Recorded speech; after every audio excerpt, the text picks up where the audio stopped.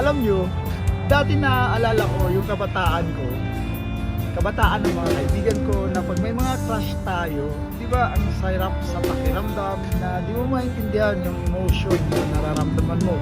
Nahihiya ka, nai-inspire ka, natatakot ka. So it's absolutely mix of emotion. Pero hindi lang pala siya sa mga ganong edad nakakaramdam ka ng ganon. Kasi kahit na ganito na yung edad ko or matanda na tayo, nagkaka-crush pa rin tayo. Ganun pa rin yung emosyon na nararamdaman natin. So tama yung sinasabi nila na kumukulubot yung mga balat natin, tumatanda o tumataas yung edad natin, pero yung feeling natin ay hindi nagbabago.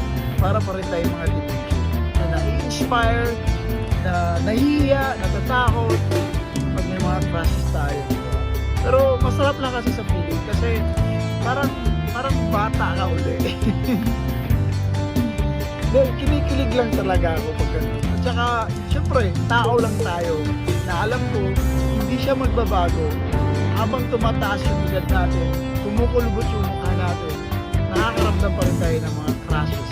Kasi, we're just human. Tao tayo. Kaya, ang sarap sa feeling na balikan yung mga kabataan. Na ganun pa rin yung feeling natin.